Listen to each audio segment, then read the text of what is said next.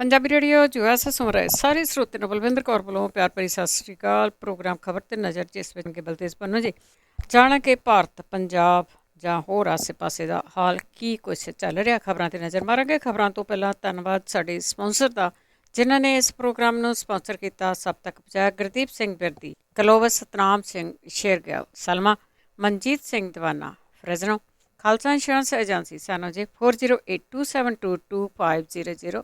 ਘਰਾਂ ਦੀ ਕਾਰਾਂ ਦੀ medical life insurance ਕਰਦੇ ਨੇ, ਇਹਨਾਂ ਨੂੰ ਕਾਲ ਕਰ ਸਕਦੇ ਹੋ। Gurcharan Singh ji Bakersfield gender home loan ਵਾਲੇ ਮੌਂਚੀਮਾ, ਉਹਨਾਂ ਦਾ ਫੋਨ ਨੰਬਰ 5599052575। ਟਰਕੀਆਣਾ ਇਮੀਗ੍ਰੇਸ਼ਨ 4159090503। ਬਹੁਤ ਧੰਨਵਾਦ ਕਰਦੇ ਹਾਂ। ਪ੍ਰੋਗਰਾਮਾਂ ਨੂੰ ਸਪਾਂਸਰ ਕਰਦੇ ਨੇ, ਸਭ ਤੱਕ ਪਹੁੰਚਾਉਂਦੇ ਨੇ, ਸਾਡੇ ਨਾਲ ਜੁੜ ਚੁੱਕੇ ਨੇ। ਬਲਤੇਜ ਪੰਨੂ, ਸਤਿ ਸ਼੍ਰੀ ਅਕਾਲ, ਸਵਾਗਤ ਹੈ। ਸਤਿ ਸ਼੍ਰੀ ਅਕਾਲ ਜੀ, ਧੰਨਵਾਦ ਜੀ, ਬਹੁਤ ਮਿਹਰਬਾਨੀ। ਗੱਲ ਕਰਦੇ ਹਾਂ ਕੇਂਦਰ ਸਰਕਾਰ ਦੀ। ਉਹ ਕਿਸਾਨਾਂ ਦੇ ਨਾਲ ਗੱਲਬਾਤ ਕਰਨ ਤੇ ਦਚਿੱਤੀ ਦੇ ਵਿੱਚ ਆਪ ਹੀ ਭੰਬਲ ਭੁੱਸਾ ਪਾਈ ਬੈਠੇ। ਜਿਹੜਾ ਵਕਤ ਤਾਂ ਉਹ ਕੇਂਦਰ ਦੀ ਸਰਕਾਰ ਦੇ ਵਿੱਚ ਪਿਆ ਹੋਇਆ, ਉਹ ਮੰਨੇ ਇਸ ਚੀਜ਼ ਨੂੰ ਜਾਂ ਨਾ ਮੰਨੇ, ਉੱਥੇ ਬੰਦੇ ਉਹੋ ਜਿਹੇ ਜਿਹੜੇ ਬਿਠਾਏ ਹੋਏ ਆ ਜਿਨ੍ਹਾਂ ਨੂੰ ਕੁਛ ਨਹੀਂ ਪਤਾ ਉਹਨਾਂ ਨੇ ਕੀ ਗੱਲ ਕਰਨੀ ਹੈ ਕੀ ਨਹੀਂ। ਅਸਲ ਦੇ ਵਿੱਚ ਜੇ ਉੱਥੇ ਕੋਈ ਸਿਆਣੇ ਬੰਦੇ ਬੈਠੇ ਹੁੰਦੇ ਕੁਛ, ਤੇ ਸ਼ਾਇਦ ਇੱਥੋਂ ਤੱਕ ਸਥਿਤੀ ਨਾ ਵਿਗੜਦੀ। ਜਿਹੜਾ ਖੇਤੀ ਮੰਤਰੀ ਆ ਨਰਿੰਦਰ ਸਿੰਘ ਤੋਮਰ, ਉਸ ਬੰਦੇ ਨੂੰ ਕੁਛ ਨਹੀਂ ਪਤਾ ਕਿ ਉਹਨੇ ਕੀ ਗੱਲ ਕਹਿਣੀ ਹੈ ਤੇ ਜਿਹੜੀ ਉਹ ਗੱਲ ਕਹਿ ਰਿਹਾ ਉਹਦਾ ਮਤਲਬ ਜਿਹੜਾ ਉਹ ਕੀ ਹੈ। ਇਹ ਗੱਲ ਕਹੀ ਜਾ ਰਹੀ ਹੈ ਕਿ MSP ਰਹੂਗੀ। ਇਹ ਤਾਂ ਗੱਲ ਪਿਛਲੇ ਲੰਬੇ ਸਮੇਂ ਤੋਂ ਉਹ ਬੋਲੀ ਜਾਂਦੇ ਆ, MSP ਜਿਹੜੀ ਉਹ ਰਹੂਗੀ। ਜੇ MSP ਰਹੂਗੀ ਤੇ ਉਹਦੇ ਉੱਤੇ ਕਾਨੂੰਨ ਬਣਾਉਣ ਦੇ ਵਾਸਤੇ ਕਿਉਂ ਭੱਜ ਰਹੇ ਆ ਕਿ ਕੀ ਉਹਨੂੰ ਕਾਨੂੰਨੀ ਜਾਮਾ ਨਹੀਂ ਪਹਿਨਾਇਆ ਜਾ ਸਕਦਾ? ਉਸ ਮਾਮਲੇ ਦੇ ਉੱਤੇ ਨਹੀਂ ਆਉਂਦੇ। ਜਿਹੜੀ 11 ਗੇੜਾਂ ਦੀ ਜੇ ਗੱਲਬਾਤ ਫੇਲ ਹੋਈ ਆ ਤੇ ਬਿਨਾਂ ਕਿਸੇ ਸ਼ੱਕ ਦੇ ਦੋ ਬੰਦਿਆਂ ਦੇ ਕਰਕੇ ਜ਼ਿਆਦਾ ਫੇਲ ਹੋਈ ਆ। ਇੱਕ ਤਾਂ ਪਿਊਸ਼ ਗੋਇਲ ਤੇ ਇੱਕ ਨਰਿੰਦਰ ਤੋਮਰ। ਇਹਨਾਂ ਕੋਲੇ ਕੋਈ ਅਥਾਰਟੀ ਨਹੀਂ ਹੈਗੀ। ਇਹ ਪਿੱਛੋਂ ਘੜਿਆ ਕਢਾਇਆ ਜਿਹੜਾ ਬਿਆਨ ਹੈ ਉਹ ਇਹਨਾਂ ਨੇ ਦੇਣਾ ਹੁੰਦਾ, ਜਿਹੋ ਜਿਹਾ ਹੁਣ ਦੇਤਾ। ਕੇਂਦਰ ਦੀ ਸਰਕਾਰ ਗੱਲਬਾਤ ਕਰਨ ਲਈ ਤਿਆਰ ਆ, ਖੇਤੀ ਕਾਨੂੰਨ ਰੱਦ ਨਹੀਂ ਹੋਣਗੇ, ਬਾਕੀ ਚੀਜ਼ਾਂ ਦੇ ਉੱਤੇ ਗੱਲ ਕਰ ਲਓ। ਤੋ ਬਾਕੀ ਚੀਜ਼ਾਂ ਦੇ ਉੱਤੇ ਗੱਲ ਕਾਹਦੇ ਉੱਤੇ ਹੋਣੀ ਆ? ਕਿਸਾਨ ਆਗੂਆਂ ਦਾ ਤਰਕ ਠੀਕ ਆ ਵੀ ਅਸੀਂ ਕੋਈ ਤੁਹਾਡਾ ਹਾਲ ਚਾਲ ਥੋੜੀ ਪੁੱਛਣ ਆਉਣਾ ਜਾਂ ਚਾਹ ਪੀਣ ਆਉਣਾ ਤੁਹਾਡੇ ਤੋਂ ਕਿ ਇੰਨੇ ਮਹੀਨੇ ਹੋ ਗਏ ਆਪਾਂ ਮਿਲੇ ਨਹੀਂ, ਦੁਬਾਰਾ ਫੇਰ ਮਿਲ ਲਈਏ। ਉਹਦਾ ਕੀ ਫਾਇਦਾ ਜਿਹੜਾ ਉਹ ਮਿਲਦਾ? ਇਹ ਬਿਨਾਂ ਸਿਰ ਪੈਰ ਵਾਲੀਆਂ ਗੱਲਾਂ ਤੋਮਰ ਜਿਹੜੀਆਂ ਉਹ ਕਰ ਰਿਹਾ, ਕਿਉਂਕਿ ਜਿਹੜੇ ਬਿਆਨ ਨੇ ਉਹ ਛੱਡ ਦੇਣੇ ਹੁੰਦੇ ਆ। ਜਿੱਦਣ ਕਿਸਾਨਾਂ ਨੇ ਘੇਰ ਲਿਆ ਸੀਗਾ ਮੱਧ ਪ੍ਰਦੇਸ਼ ਦੇ ਵਿੱਚ, ਉਦੋਂ ਗੱਲ ਨਹੀਂ ਸੀ ਆਉਂਦੀ, ਮੂੰਹ ਤੇ ਛਿੱਕੜੀ ਜਿਹੜੀ ਉਹ ਆਈ ਹੋਈ ਸੀ, ਕਿਉਂਕਿ ਆਮੋ ਸਾਹਮਣੇ ਗੱਲ ਕਰਨੀ ਔਖੀ ਹੁੰਦੀ ਆ। ਕਹਿੰਦੇ ਕਿ ਜਿਹੜਾ ਵਿਸਥਾਰ ਦੱਸੇ ਕਿ ਇਹਦੇ ਵਿੱਚ ਗਲਤ ਕੀ ਆ ਕਿਸਾਨ ਜਿਹੜੇ ਖੇਤੀ ਕਾਨੂੰਨਾਂ ਦੇ। ਹੱਦ ਹੋ ਗਈ ਜੇ ਝੂਠ ਬੋਲਣਾ। ਤੁਸੀਂ ਇਸ ਪੱਧਰ ਦਾ ਬੋਲ ਰਹੇ ਹੋ, ਕੱਲਾ ਕਾਨੂੰਨ, ਕੱਲੀ ਮੱਦ ਉਹਦੇ ਉੱਤੇ ਪੂਰਾ ਵਿਸਥਾਰ ਕਿਸਾਨ ਲਿਖ ਕੇ ਦੇ ਕੇ ਆਏ ਆ ਇੱਕ ਚੀਜ਼ ਦਾ। ਅਜੇ ਵੀ ਕਹੀ ਜਾਂਦੇ ਉਹਦੇ ਉੱਤੇ ਵਿਸਥਾਰ ਦਿਓ, ਫਿਰ ਉਹਦੇ ਉੱਤੇ ਗੱਲ ਜਿਹੜੀ ਉਹ ਕਰਾਂਗੇ। ਲਗਾਤਾਰ ਡੀਜ਼ਲ ਦੇ ਵਿੱਚ ਵਾਧਾ ਹੁੰਦਾ ਤੁਰਿਆ ਜਾ ਰਿਹਾ ਡੇਲੀ ਬੇਸਿਸ ਦੇ ਉੱਤੇ। 100 ਰੁਪਏ ਦੇ ਨੇੜੇ ਜਿਹੜਾ ਉਹ ਡੀਜ਼ਲ ਚਲੇ ਗਿਆ ਤੇ 72 ਰੁਪਏ ਵਾਧਾ ਕੀਤਾ ਗਿਆ ਜਿਹੜੇ ਝੋਨੇ ਦੇ ਸਮਰਥਨ ਮੁੱਲ ਦੇ ਵਿੱਚ, ਜਿਹੜਾ ਕਿ 21-22 ਦੇ ਵਾਸਤੇ ਆ 1940 ਰੁਪਏ ਕੁਇੰਟਲ ਹੁਣ ਜਿਹੜਾ ਉਹ ਕੀਤਾ ਗਿਆ। ਸਵਾਲ ਜਿਹੜਾ ਇਹੀ ਆ ਕਿ ਕੀ ਅਜੇ ਭਾਰਤੀ ਜਨਤਾ ਪਾਰਟੀ ਇਹ ਸੋਚਦੀ ਆ ਕਿ ਅਜੇ ਗੱਲਬਾਤ ਕਰਨ ਦਾ ਸਮਾਂ ਨਹੀਂ, ਜਾਂ ਜਿਹੜੀ ਜਿੱਦ ਹੈ ਉਹਦੀ ਉਹ ਜਿਉਂ ਦੀ ਤਿਉਂ ਕਾਇਮ ਹੈ? ਉਸ ਸਿਆਣੇ ਕਹਿੰਦੇ ਵੀ ਰੱਸੀ ਸੜ ਗਈ ਪਰ ਵੱਟ ਨਹੀਂ ਗਿਆ। ਉਦਾਂ ਦੇ ਹਾਲਾਤ ਜਿਹੜੇ ਆ ਉਹ ਭਾਰਤੀ ਜਨਤਾ ਪਾਰਟੀ ਦੇ ਬਣੇ ਹੋਏ ਆ, ਜਿੰਨੇ ਇਹਨਾਂ ਨੇ ਬਣਾਇਆ। ਹਾਲਾਂਕਿ ਪੰਜਾਬ ਦੇ ਵਿੱਚ ਹੁਣ ਜਿਹੜੀਆਂ ਉਹ ਸੁਰਾਂ ਹੋਰ ਕਿਸਮ ਦੀਆਂ ਉੱਠਣੀਆਂ ਸ਼ੁਰੂ ਹੋਈਆਂ ਨੇ। ਇੱਕ ਜਿਹੜਾ ਜੋਸ਼ੀ ਆ ਉਹਨੇ ਇਹ ਗੱਲ ਕਹੀ ਆ ਕਿ ਭਾਰਤੀ ਜਨਤਾ ਪਾਰਟੀ 15 ਦਿਨਾਂ ਦੇ ਵਿੱਚ ਉਹ ਗੱਲਬਾਤ ਸੁਣੇ ਕਿਸਾਨਾਂ ਦੀ। ਉਹਦਾ ਇਹ ਕਹਿਣਾ ਕਿ ਉਹ ਭਾਰਤੀ ਜਨਤਾ ਪਾਰਟੀ ਦਾ ਵਰਕਰ ਹੈ, ਪਰ ਉਹ ਉਦੋਂ ਪਹਿਲਾਂ ਪੰਜਾਬੀ ਹੈ ਤੇ ਕਿਸਾਨ ਹੈ। ਉਹਦੀ ਹਮਾਇਤ ਮਾਸਟਰ ਮੋਹਨ ਲਾਲ ਨੇ ਕੀਤੀ ਹੈ, ਉਹ ਵੀ ਭਾਰਤੀ ਜਨਤਾ ਪਾਰਟੀ ਦੇ ਪਠਾਨਕੋਟ ਤੋਂ ਆਗੂ ਨੇ। ਜੋਸ਼ੀ ਜਿਹੜਾ ਉਹ ਅੰਮ੍ਰਿਤਸਰ ਤੋਂ ਆਗੂ ਹੈ। ਤੋਂ ਇਹਨਾਂ ਦੇ ਆਉਣ ਦੇ ਨਾਲ ਪੰਜਾਬ ਦੇ ਵਿੱਚ ਜਿਹੜੀ ਭਾਜਪਾ ਹੈ ਉਹਦੀਆਂ ਮੁਸ਼ਕਲਾਂ ਤਾਂ ਕੁਛ ਜਿਹੜੀਆਂ ਵਧੀਆਂ ਨੇ, ਕਿਉਂਕਿ ਜਿਹੜੀ ਬਾਕੀ ਲੀਡਰਸ਼ਿਪ ਹੈ ਉਹਨੂੰ ਜਵਾਬ ਦੇਣਾ ਪਊਗਾ। ਪਰ ਇੱਥੇ ਇਹ ਆ ਕਿ ਜਵਾਬ ਦੇਣ ਦੀ ਕਿਸੇ ਦੇ ਵਿੱਚ ਜਿਵੇਂ ਹਿੰਮਤ ਹੀ ਤਕਰੀਬਨ ਖਤਮ ਕਰ ਦਿੱਤੀ ਹੋਈ ਆ ਜੀ, ਵੀ ਕੋਈ ਬੰਦਾ ਜਿਹੜਾ ਉਹ ਜਵਾਬ ਦੇ ਨਹੀਂ ਸਕਦਾ। ਜੇ ਜਵਾਬ ਦੇਣਾ, ਜੇ ਸਵਾਲ ਜਿਹੜੇ ਉਹ ਉਠਾਉਣੇ ਆ ਉਹ ਇੰਨੇ ਬੇਸਿਰੇ ਆ ਕਿ ਨਾ ਸਿਰ ਹੈ ਨਾ ਉਹ ਪੈਰ ਹੈ। ਜਿਹੜੇ ਅੱਜ ਤੋਂ 4 ਮਹੀਨੇ ਪਹਿਲਾਂ ਸਵਾਲ ਸੀਗੇ ਕਿਸਾਨਾਂ ਦੇ ਨਾਲ ਗੱਲਬਾਤ ਕਰਨ ਲਈ ਕੇਂਦਰ ਦੀ ਸਰਕਾਰ ਤਿਆਰ ਹੈ, ਉਹੀ ਪ੍ਰਧਾਨ ਮੰਤਰੀ ਕਹੀ ਜਾਂਦੇ ਕਿ ਮੈਂ ਫੋਨ ਕਾਲ ਵੇ ਹੈ। ਉਹ ਫੋਨ ਕਾਲ ਕਿਹੜੀ ਆ, ਕਿੱਥੇ ਫੋਨ ਕਰਨਾ ਕਿਸਾਨਾਂ ਨੇ, ਕਿਹੜੀ ਗੱਲਬਾਤ ਜਿਹੜੀ ਉਹ ਕਰਨੀ ਆ, ਇਹ ਕੁਛ ਨਹੀਂ ਜਿਹੜਾ ਉਹ ਪਤਾ। ਚੁਫੇਰੇ ਤੋਂ ਘਿਰ ਰਹੀ ਜਿਹੜੀ ਭਾਜਪਾ ਅਜੇ ਵੀ ਉਹਦੇ ਤੋਮਰ ਵਰਗਿਆਂ ਨੂੰ ਮੂਹਰੇ ਲਾਇਆ ਹੋਇਆ ਇਸ ਤਰ੍ਹਾਂ ਦੇ ਬਿਆਨ ਦੇਣ ਲਈ। ਬਿਲਕੁਲ ਜੀ, ਤੋਮਰ ਨੂੰ ਤਾਂ ਬਿਲਕੁਲ ਹੀ ਕੁਛ ਨਹੀਂ ਪਤਾ। ਤਾਂ ਅਗਰ ਰਕੇਸ਼ ਟਕੈਤ ਦੀ ਜਿਹੜੀ ਪੱਛਮੀ ਬੰਗਾਲ 'ਚ ਮਮਤਾ ਬੈਨਰਜੀ ਨਾਲ ਗੱਲਬਾਤ ਹੋਈ ਆ, ਉਸਨੇ ਵੀ ਕਈ ਚਰਚਾ ਛੇੜੇ। ਦੇਖੋ ਜਿਹੜੇ ਆਪਣੇ ਤ੍ਰਿਣਮੂਲ ਕਾਂਗਰਸ ਦੇ ਜਿਹੜੇ ਅਮੀਤ ਪ੍ਰਧਾਨ ਨੇ, ਸਾਬਕਾ ਕੇਂਦਰੀ ਮੰਤਰੀ ਯਸ਼ਵੰਤ ਸਿਨਹਾ ਵੀ ਉਦੋਂ ਨਾਲ ਸੀਗੇ ਉਹਨਾਂ ਦੇ, ਔਰ ਉਹਨਾਂ ਨੇ ਯਸ਼ਵੰਤ ਸਿਨਹਾ ਹੋਰਾਂ ਨੇ ਵੀ ਕਿਹਾ, ਕਿਉਂਕਿ ਉਹ ਸਿਆਣੇ ਬੰਦਿਆਂ ਚੋਂ ਗਿਣੇ ਜਾਂਦੇ ਆ, ਵਿੱਤ ਮੰਤਰੀ ਰਹੇ ਆ, ਭਾਰਤ ਦੇ ਆਰਟੀਕਲ ਲਿਖਦੇ ਰਹਿੰਦੇ ਆ ਅਖਬਾਰਾਂ ਦੇ ਵਿੱਚ। ਉਹਨਾਂ ਨੇ ਖੇਤੀ ਕਾਨੂੰਨਾਂ ਦਾ ਜਿਹੜਾ ਪਹਿਲਿਆਂ ਚ ਜਿਹੜੇ ਵਿਰੋਧ ਕਰਨ ਵਾਲੇ ਸੀ ਭਾਜਪਾ ਚੋਂ, ਉਹ ਇੱਕ ਸਨ, ਖੁੱਡੇ ਲਾਈਨ ਲਾ ਦਿੱਤੇ ਗਏ ਸਨ ਯਸ਼ਵੰਤ ਸਿਨਹਾ ਹੋਰਾਂ ਵਰਗੇ, ਕਿਉਂਕਿ ਉਹ ਜਿਹੜੀਆਂ ਨੀਤੀਆਂ ਨੇ ਉਹਨਾਂ ਦੀ ਵਿਰੋਧਤਾ ਕਰਦੇ ਸੀਗੇ। ਉਹਨਾਂ ਨੇ ਇਹ ਗੱਲ ਕਹੀ ਹੈ, ਖੇਤੀਬਾੜੀ ਦੇ ਵਪਾਰੀਕਰਨ ਵੱਲ ਵੱਧ ਰਿਹਾ ਜਿਹੜਾ ਰੁਝਾਨ ਹੈ, ਇਹਨੂੰ ਰੋਕਣਾ ਜ਼ਰੂਰੀ ਆ। ਜਿਹੜੇ ਰਕੇਸ਼ ਟਕੈਤ ਨੇ, ਉਹਨਾਂ ਨੇ ਪੱਛਮੀ ਬੰਗਾਲ ਦੇ ਵਿੱਚ ਜਾ ਕੇ ਮੁਲਾਕਾਤ ਮਮਤਾ ਬੈਨਰਜੀ ਹੋਰਾਂ ਦੇ ਨਾਲ ਕੀਤੀ ਆ। ਉਹਨਾਂ ਨੇ ਮਮਤਾ ਬੈਨਰਜੀ ਨੂੰ ਇਹ ਗੱਲ ਕਹੀ ਆ ਕਿ ਜਿਹੜੀ ਉਹਨਾਂ ਦੀ ਪਾਰਟੀ ਆ ਉਹ ਹੁਣ ਦੂਜੇ ਸੂਬਿਆਂ ਦੇ ਵਿੱਚ ਪੈਰ ਪਸਾਰੇ ਤੇ ਭਾਰਤੀ ਜਨਤਾ ਪਾਰਟੀ ਨੂੰ ਹਰਾਉਣ ਦੇ ਵਾਸਤੇ ਪਹਿਲ ਕਰੇ। ਇਹ ਕਿਹਾ ਕਿ ਇਹ ਸਮੁੱਚੇ ਦੇਸ਼ ਦੇ ਵਾਸਤੇ ਇਹ ਜ਼ਰੂਰਤ ਜਿਹੜੀ ਉਹ ਬਣ ਗਈ ਆ। ਉਹਨਾਂ ਨੇ ਇਹ ਵੀ ਕਿਹਾ ਕਿ ਕਿਸਾਨ ਅੰਦੋਲਨ ਪੰਜਾਬ, ਹਰਿਆਣਾ ਜਾਂ ਉੱਤਰ ਪ੍ਰਦੇਸ਼ ਦਾ ਨਹੀਂ, ਬਲਕਿ ਪੂਰੇ ਮੁਲਕ ਦਾ ਜਿਹੜਾ ਇਹ ਬਣ ਗਿਆ ਹੋਇਆ। ਉਹਨਾਂ ਨੇ ਇਹ ਵੀ ਗੱਲ ਕਹੀ ਕਿ ਜਿਹੜੇ ਇਸ ਵੇਲੇ ਵਿਰੋਧੀ ਧਿਰਾਂ ਨੇ, ਤ੍ਰਿਣਮੂਲ ਕਾਂਗਰਸ ਦੀ ਮੁਖੀ ਨੇ ਜਿਹੜਾ ਦੀ ਇਹ ਗੱਲ ਕਹੀ ਆ ਕਿ ਉਹਨਾਂ ਨੂੰ ਇੱਕ ਪਲੇਟਫਾਰਮ ਦੇ ਉੱਤੇ ਇਕੱਠੇ ਹੋ ਕੇ ਅਹਿਮ ਮੁੱਦਿਆਂ ਦੇ ਉੱਤੇ ਚਰਚਾ ਜਿਹੜੀ ਉਹ ਕਰਨੀ ਚਾਹੀਦੀ ਹੈ। ਔਰ ਉਹਨਾਂ ਨੇ ਇਹ ਵੀ ਕਿਹਾ ਕਿ ਰਾਜਾਂ ਨੂੰ ਨਿਸ਼ਾਨਾ ਬਣਾਉਣਾ ਸੰਘੀ ਢਾਂਚੇ ਲਈ ਠੀਕ ਨਹੀਂ ਗਾ। ਰਕੇਸ਼ ਟਕੈਤ ਹੋਰੀ ਜਦੋਂ ਚੋਣਾਂ ਸੀਗੀਆਂ ਪੱਛਮੀ ਬੰਗਾਲ ਦੇ ਵਿੱਚ, ਜਿਹੜੇ ਆਗੂ ਗਏ ਸੀਗੇ ਪੱਛਮੀ ਬੰਗਾਲ ਦੇ ਵਿੱਚ ਪ੍ਰਚਾਰ ਕਰਨ ਕਿਸਾਨਾਂ ਦੇ ਹੱਕ ਦੇ ਵਿੱਚ, ਭਾਜਪਾ ਦੇ ਉਲਟ ਉਹਨਾਂ ਦੇ ਵਿੱਚੋਂ ਮੋਹਰੀਆਂ ਦੇ ਵਿੱਚੋਂ ਸਨ। ਇਹ ਠੀਕ ਹੈ ਕਿ ਬੇਸ਼ੱਕ ਸਿਰਫ ਕਿਸਾਨਾਂ ਕਰਕੇ ਤ੍ਰਿਣਮੂਲ ਕਾਂਗਰਸ ਨਹੀਂ ਜਿੱਤੀ ਤੇ ਭਾਜਪਾ ਨਹੀਂ ਹਾਰੀ, ਪਰ ਕਿਸਾਨਾਂ ਦਾ ਰੋਲ ਇਹਦੇ ਵਿੱਚੋਂ ਮੰਨਫੀ ਕਰਕੇ ਵੀ ਨਹੀਂ ਵੇਖਿਆ ਜਾ ਸਕਦਾ, ਕਿਉਂਕਿ ਮੁਲਕ ਭਰ ਦੇ ਵਿੱਚ ਜਿਹੜੀ ਚਲਾਉਣ ਵਾਲੇ ਸੀ ਲਹਿਰ, ਉਹ ਕਿਸਾਨਾਂ ਨੇ ਚਲਾਈ ਔਰ ਉਹਦਾ ਅਸਰ ਵੇਖਣ ਨੂੰ ਮਿਲਿਆ ਵੀ।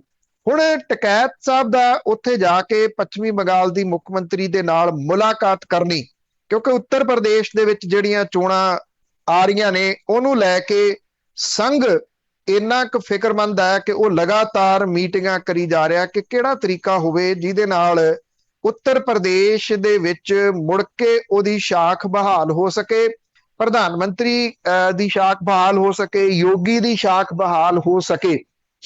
ਜਾਟਾਂ ਦੀਆਂ ਵੋਟਾਂ ਬਹੁਤ ਅਹਿਮ ਨੇ ਉੱਤਰ ਪ੍ਰਦੇਸ਼ ਦੇ ਵਿੱਚ। ਜਾਟ, ਗੁੱਜਰ ਭਾਈਚਾਰਾ ਤੇ ਮੁਸਲਿਮ, ਤਿੰਨ ਵੱਡੇ ਉੱਥੇ ਸਮਾਜ ਨੇ।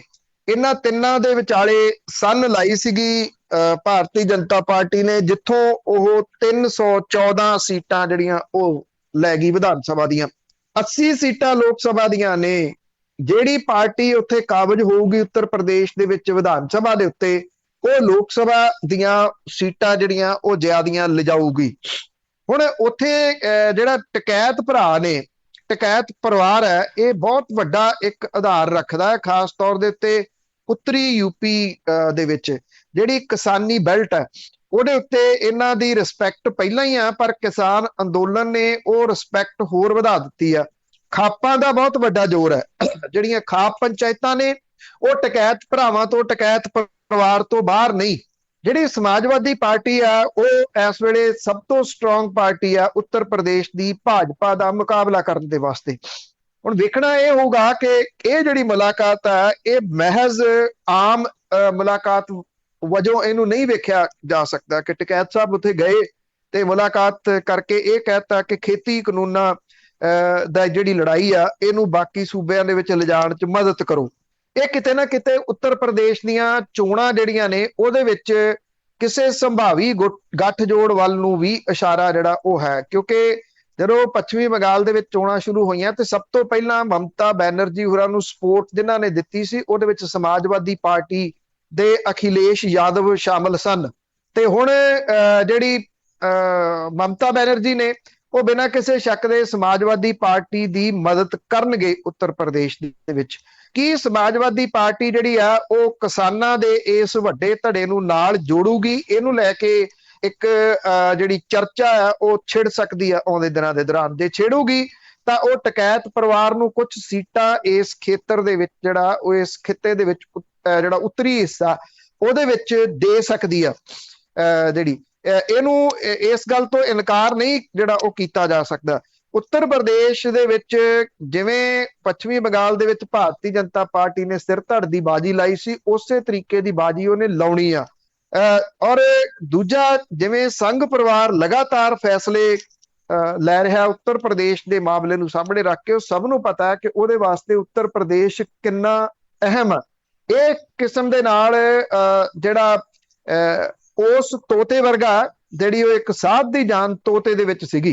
ਸੋ ਉੱਤਰ ਪ੍ਰਦੇਸ਼ ਜਿਹੜਾ ਉਹ ਤੋਤਾ, ਜਿਹੜੀਆਂ ਕਿਸਾਨ ਜਥੇਬੰਦੀਆਂ ਨੇ ਜਾਂ ਟਕੈਤ ਹੋਰਾਂ ਵਰਗੇ ਜਿਹੜੇ ਆਗੂ ਜਿਹੜੇ ਕਿ ਉੱਤਰ ਪ੍ਰਦੇਸ਼ ਦੀ ਰਾਜਨੀਤੀ ਨੂੰ ਭਲੀ ਭਾਂਤ ਸਮਝਦੇ ਆ, ਉਹਨਾਂ ਨੇ ਇੱਕ ਮੈਸੇਜ ਜਿਹੜਾ ਉਹ ਵੀ ਦੇਣ ਦੀ ਕੋਸ਼ਿਸ਼ ਕੀਤੀ ਆ ਵੀ ਜੇ ਮੀਟਿੰਗਾਂ ਤੁਹਾਡੀਆਂ ਚੱਲ ਰਹੀਆਂ ਨੇ ਦਿਨ ਰਾਤ ਸੰਘ ਪਰਿਵਾਰ ਦੀਆਂ ਉੱਤਰ ਪ੍ਰਦੇਸ਼ ਨੂੰ ਬਚਾਉਣ ਲਈ ਤੇ ਉੱਤਰ ਪ੍ਰਦੇਸ਼ ਨੂੰ ਹਰਾਉਣ ਲਈ ਮੀਟਿੰਗਾਂ ਉਹ ਵੀ ਕਰ ਸਕਦੇ ਆ। ਜੀ ਜੀ। ਤੇ ਅੱਗੇ ਗੱਲ ਕਰਦੇ ਹਾਂ ਜੈਪਾਲ ਭੁੱਲਰ ਦੀ, ਜਿਸ ਦਾ ਐਨਕਾਊਂਟਰ ਹੋਇਆ ਪੁਲਿਸ ਦੇ ਨਾਲ, ਪੁਲਿਸ ਵਾਲੇ ਨੂੰ ਮਾਰਨਾ ਮਹਿੰਗਾ ਪੈ ਗਿਆ। ਲਈ ਜੈਪਾਲ ਭੁੱਲਰ ਜਿਹੜਾ ਇੱਥੇ ਦੇਰ ਤੋਂ ਪੰਜਾਬ ਦੇ ਵਿੱਚ ਸਰਗਰਮ ਸੀਗਾ, ਉਹ ਇੱਕ ਪੁਲਿਸ ਵਾਲੇ ਦਾ ਮੁੰਡਾ ਸੀਗਾ, ਇੰਸਪੈਕਟਰ ਦਾ, ਡਿਸਟ੍ਰਿਕਟ ਫਿਰੋਜ਼ਪੁਰ ਤੋਂ।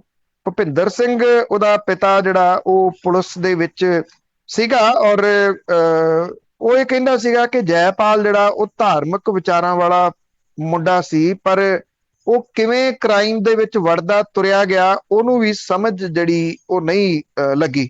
ਵੱਡੀਆਂ ਵੱਡੀਆਂ ਵਾਰਦਾਤਾਂ ਜਿਹੜੀਆਂ ਇੱਥੇ ਪੰਜਾਬ ਦੇ ਵਿੱਚ ਹੋਈਆਂ ਉਹਨੂੰ ਅੰਜਾਮ ਜੈਪਾਲ ਭੁੱਲਰ ਨੇ ਜਿਹੜਾ ਉਹ ਦਿੱਤਾ। ਜੈਪਾਲ ਭੁੱਲਰ ਦਾ ਜ਼ਿਆਦਾ ਨਾਮ ਜਿਹੜਾ ਸੀਗਾ ਉਹ 2016 ਦੇ ਵਿੱਚ ਉਦੋਂ ਸਾਹਮਣੇ ਆਇਆ ਜਦੋਂ ਉਹਨੇ ਇੱਕ ਗੈਂਗਸਟਰ ਰੌਕੀ ਫਾਜ਼ਿਲਕਾ ਜਿਹੜਾ ਸੀਗਾ, ਜਿਹਦੀ ਭੈਣ ਬਾਅਦ ਦੇ ਵਿੱਚ ਇਲੈਕਸ਼ਨ ਵੀ ਉੱਥੋਂ ਲੜੀ ਸੀ ਤੇ ਉਹ ਅਕਾਲੀ ਦਲ ਦੇ ਵਿੱਚ ਸ਼ਾਮਲ ਹੋ ਗਈ ਸੀ, ਅਕਾਲੀ ਦਲ ਬਾਦਲ ਦੇ ਵਿੱਚ। ਉਹ ਰੌਕੀ ਨੂੰ ਇੱਥੇ ਜਿਹੜੀ ਸ਼ਿਮਲੇ ਨੂੰ ਜਾਂਦੀ ਸੜਕ ਹੈ ਪਰਵਾਣੂ ਦੇ ਨੇੜੇ ਇਹਨੇ ਮਾਰ ਦਿੱਤਾ ਸੀ। ਔਰ ਉਹਨੇ ਇਹ ਗੱਲ ਉਦੋਂ ਆਖੀ ਸੀਗੀ ਕਿ ਉਹਨੇ ਸ਼ੇਰਾ ਖੁੱਬਣ, ਜਿਹਨੂੰ ਕਿਹਾ ਜਾਂਦਾ ਕਿ ਰੌਕੀ ਨੇ ਮਾਰਿਆ ਜਾਂ ਮਰਵਾਇਆ ਸੀਗਾ, ਇਹ ਕਿਹਾ ਸੀਗਾ ਕਿ ਮੈਂ ਸ਼ੇਰਾ ਖੁੱਬਣ ਦੀ ਮੌਤ ਦਾ ਬਦਲਾ ਲੈ ਲਿਆ। ਉਦੋਂ ਬਾਅਦ ਹੀ ਉਹ ਜ਼ਿਆਦਾ ਸਰਗਰਮ ਇੱਥੇ ਪੰਜਾਬ ਦੇ ਵਿੱਚ ਹੋਇਆ। ਇੱਥੇ ਉਹਨੇ ਜਿਹੜੀ ਪਟਿਆਲਾ ਚੰਡੀਗੜ੍ਹ ਸੜਕ ਹੈ ਉਹਦੇ ਉੱਤੇ ਇੱਕ ਬੈਂਕ ਦੀ ਵੈਨ ਲੁੱਟੀ ਸੀਗੀ, ਜਿਹਦੇ ਵਿੱਚ ਕੋਈ 1.5 ਕਰੋੜ ਦੇ ਕਰੀਬ ਰੁਪਈਆ ਜਿਹੜਾ ਉਹ ਸੀਗਾ। ਉਸ ਤੋਂ ਬਾਅਦ ਉਹਨੇ ਇੱਥੇ ਲੁੱਟਾਂ ਖੋਹਾਂ ਜਿਹੜੀਆਂ ਉਹ ਪੰਜਾਬ ਦੇ ਵਿੱਚ ਕਾਫੀ ਵੱਡੀਆਂ ਕੀਤੀਆਂ। ਔਰ ਏ ਗ੍ਰੇਡ ਦੇ ਵਿੱਚ ਦੱਸਿਆ ਜਾਂਦਾ ਜਿਹੜੇ ਇੱਥੇ ਗੈਂਗਸਟਰ ਨੇ ਉਹਨਾਂ ਦੇ ਵਿੱਚੋਂ। ਔਰ ਜਦੋਂ ਇੱਥੇ ਇਹਨੇ ਜਗਰਾਉਂ ਦੇ ਵਿੱਚ ਪੁਲਿਸ ਵਾਲੇ 2 ਜਿਹੜੇ ਉਹ ਮਾਰ ਦਿੱਤੇ, ਉਹਦੇ ਨਾਲ ਜਿਹੜਾ ਜੱਸੀ ਸੀਗਾ, ਜਾਂ ਇਹ 4 ਜਾਣੇ ਸੀਗੇ ਉਦੋਂ ਬਾਅਦ ਪੁਲਿਸ ਦੇ ਵਾਸਤੇ ਜਿਹੜਾ ਸੀਗਾ ਜੀ ਇੱਕ ਚੈਲੰਜ ਬਣ ਗਿਆ ਇਹ ਕਿ ਉਹਨੂੰ ਲੱਭਣਾ ਤੇ ਉਹਨੂੰ ਖਤਮ ਕਰਨਾ। ਔਰ ਜਿਹੜੀ ਪੁਲਿਸ ਸੀ ਉਹਨੇ ਉਹਦੇ 2 ਸਾਥੀ ਫੜ ਲਏ ਸੀਗੇ ਰਾਜਸਥਾਨ ਦੇ ਵਿੱਚੋਂ, ਪਰ ਇਹ ਉੱਥੋਂ ਵੀ ਬਚ ਕੇ ਨਿਕਲ ਗਿਆ ਸੀ। ਔਰ ਹੁਣ ਜਿਹੜੀ ਇਹ ਜਾਣਕਾਰੀ ਇਹਨਾਂ ਨੂੰ ਸੋਲਿਡ ਮਿਲੀ ਉਹ ਸੀਗੀ ਕੋਲਕਾਤਾ ਤੋਂ। ਇਹ ਜਿਹੜਾ ਕਿਹਾ ਜਾ ਰਿਹਾ ਹੈ ਕਿ ਜਿਹੜੀ ਕੋਲਕਾਤਾ ਦੀ ਪੁਲਿਸ ਹੈ ਉਹਨੇ ਇੱਕ ਜਿਹੜਾ ਟਰੱਕ ਸੀਗਾ ਉਹ ਵਿਸਫੋਟ ਦਾ ਬਰਾਮਦ ਕੀਤਾ ਪਿਛਲੇ ਦਿਨਾਂ ਦੇ ਵਿੱਚ। ਔਰ ਇਹ ਟਰੱਕ ਜਿਹੜਾ ਸੀਗਾ ਇਹਦੀ ਪੈੜ ਨੱਪਦੀ ਹੋਈ ਕੋਲਕਾਤਾ ਦੀ ਪੁਲਿਸ ਇਸ ਜਗ੍ਹਾ ਤੱਕ ਪਹੁੰਚੀ ਜਿੱਥੇ ਇਹ ਕਿਸੇ ਹੋਰ ਨਾਂ ਦੇ ਉੱਤੇ ਰਹਿ ਰਹੇ ਸੀਗੇ। ਉੱਥੋਂ ਇਹ ਇਨਪੁਟ ਮਿਲਿਆ ਕਿ ਕਿਸੇ ਪੰਜਾਬ ਦੇ 2 ਬੰਦੇ ਨੇ, ਉਹਨਾਂ ਨੂੰ ਇਹ ਅਸਲਾ ਦਿੱਤਾ ਜਾਣਾ ਸੀ ਜਿਹੜਾ ਟਰੱਕ ਫੜਿਆ ਗਿਆ। ਉੱਥੋਂ ਕੁਝ ਇਨਪੁਟ ਜਿਹੜਾ ਪੰਜਾਬ ਪੁਲਿਸ ਨੂੰ ਮਿਲਿਆ। ਉਸ ਤੋਂ ਬਾਅਦ ਪੰਜਾਬ ਪੁਲਿਸ ਦੇ ਜਿਹੜੀ ਔਕੂ ਹੈ, ਜਿਹੜੀ ਆਰਗੇਨਾਈਜ਼ਡ ਕ੍ਰਾਈਮ ਕੰਟਰੋਲ ਯੂਨਿਟ ਹੈ, ਉਹਦੇ ਜਿਹੜੇ ਕੁਝ ਆਫੀਸਰ ਸੀਗੇ ਉਹ ਕੋਲਕਾਤਾ ਗਏ 2 ਦਿਨ ਪਹਿਲਾਂ। ਔਰ ਇਹ ਕਿਹਾ ਜਾ ਰਿਹਾ ਕਿ ਉਹਨੇ ਕੋਈ ਫੋਨ ਕਾਲ ਕੀਤੀ ਹੈ ਕਿਸੇ ਨੂੰ, ਜਿੱਥੋਂ ਜੱਸੀ ਨੇ, ਜਿੱਥੋਂ ਐਕਚੁਅਲੀ ਇਹ ਟਰੇਸ ਹੋ ਗਏ ਔਕੂ ਨੂੰ ਵੀ। ਔਰ ਜੇ ਉਹਨਾਂ ਦੀਆਂ ਜਿਹੜੀਆਂ ਡੈੱਡ ਬੋਡੀਜ਼ ਨੇ ਉਹਨਾਂ ਦੀਆਂ ਫੋਟੋ ਦੇਖੋ, ਜਿਹੜੀਆਂ ਜਿੱਥੇ ਰਹਿੰਦੇ ਸੀਗੇ ਜਿਸ ਜਗ੍ਹਾ ਦੇ ਉੱਤੇ, ਕਿ ਉਹਨਾਂ ਨੂੰ ਹਿੱਲਣ ਨਹੀਂ ਦਿੱਤਾ ਗਿਆ। ਇੰਨੀ ਪੁਖਤਾ ਜਾਣਕਾਰੀ ਜਿਹੜੀ ਉਹ ਸੀਗੀ। ਇਹ 17 ਦਿਨਾਂ ਤੋਂ ਇੱਥੇ ਜਿਹੜਾ ਏਰੀਆ ਪੈਂਦਾ ਕਲਕੱਤਾ ਦੇ ਵਿੱਚ, ਉੱਥੇ ਰਹਿ ਰਹੇ ਸੀਗੇ। ਔਰ ਸ਼ਾਹਪੁਰ ਜੀ ਏਰੀਆ ਪੈਂਦਾ। ਜਿਹੜਾ ਕਿਰਾਏ ਦੇ ਉੱਤੇ ਇਹਨਾਂ ਨੇ ਫਲੈਟ ਲਿਆ ਸੀਗਾ ਉਹ ਵੀ ਕੋਈ ਸਾਹਨੇਵਾਲ ਦਾ ਇੱਕ ਗੈਂਗਸਟਰ ਹੈ ਜਿਹਦੇ ਨਾਂ ਦੇ ਉੱਤੇ ਲਿਆ ਸੀਗਾ। ਉਹਨੂੰ ਵੀ ਪੁਲਿਸ ਨੇ ਅਰੈਸਟ ਕੀਤਾ, ਜਿਹੜਾ ਉਹ ਦੱਸਿਆ ਜਾ ਰਿਹਾ। ਪੁਲਿਸ ਇਹਨੂੰ ਬਹੁਤ ਵੱਡੀ ਆਪਣੀ ਕਾਮਯਾਬੀ ਜਿਹੜੀ ਉਹ ਮੰਨ ਰਹੀ ਆ, ਬਿਨਾਂ ਕਿਸੇ ਸ਼ੱਕ ਦੇ ਉਹਦੀ ਇਹ ਕਾਮਯਾਬੀ ਹੈ ਵੀ। ਪਰ ਜਿਹੜੇ ਵੱਡੇ ਸਵਾਲ ਨੇ ਉਹ ਅਜਿਹੇ ਐਨਕਾਊਂਟਰ ਤੋਂ ਬਾਅਦ ਦਬ ਕੇ ਰਹਿ ਜਾਂਦੇ ਆ ਕਿ ਜਿਹੜੇ ਇਹ ਗੈਂਗਸਟਰ ਇਸ ਤਰ੍ਹਾਂ ਦੇ ਨੇ, ਜੈਪਾਲ ਭੁੱਲਰ ਵਰਗੇ ਹੋ ਗਏ, ਸ਼ੇਰਾ ਖੁੱਬਣ ਹੋ ਗਿਆ, ਡਿੰਪੀ ਇੱਕ ਜਿਹੜਾ ਉਹ ਹੁੰਦਾ ਸੀਗਾ, ਜਾਂ ਜਿਹੜੇ ਪਿਛਲੇ ਦਿਨਾਂ ਦੇ ਵਿੱਚ ਕੁਝ ਮਾਰੇ ਗਏ ਸੀ, ਉਹਨਾਂ ਨੂੰ ਅਸਲ ਸ਼ਹਿ ਜਿਹੜੀ ਉਹ ਕੌਣ ਦਿੰਦਾ? ਕਿਉਂਕਿ ਬਿਨਾਂ ਕਿਸੇ ਸ਼ੱਕ ਦੇ ਜਿਹੜੇ ਸਿਆਸੀ ਲੋਕ ਨੇ ਉਹਨਾਂ ਦੀ ਸ਼ਹਿ ਤੋਂ ਇਹ ਇਸ ਜਗ੍ਹਾ ਤੱਕ ਨਹੀਂ ਪਹੁੰਚ ਸਕਦੇ। ਜੇ ਜੈਪਾਲ ਭੁੱਲਰ ਨੇ ਜਗਰਾਓਂ ਦੇ ਵਿੱਚ 2 ਪੁਲਿਸ ਵਾਲਿਆਂ ਨੂੰ ਨਾ ਮਾਰਿਆ ਹੁੰਦਾ ਤਾਂ ਕੀ ਪੁਲਿਸ ਜਾਂ ਜਿਹੜਾ ਔਕੂ ਹੈ, ਜਿਹੜਾ ਆਰਗੇਨਾਈਜ਼ਡ ਕ੍ਰਾਈਮ ਕੰਟਰੋਲ ਯੂਨਿਟ ਹੈ, ਉਹ ਇੰਨੀ ਭੱਜ ਦੌੜ ਕਰਦਾ, ਇੰਨਾ ਤਰੱਦਦ ਕਰਦਾ ਇਹਨੂੰ ਲੱਭਣ ਦੇ ਵਾਸਤੇ, ਤੇ ਕੋਲਕਾਤਾ ਦੇ ਵਿੱਚ ਜਾ ਕੇ ਉਹ ਜਿੱਥੇ ਉਹ ਰਹਿ ਰਹੇ ਸੀ ਉੱਥੇ ਜਾ ਕੇ ਮਾਰ ਦਿੰਦਾ? ਇਹ ਸਵਾਲ ਨੇ ਬਹੁਤ ਸਾਰੇ ਜਿਹੜੇ ਖੜੇ ਨੇ।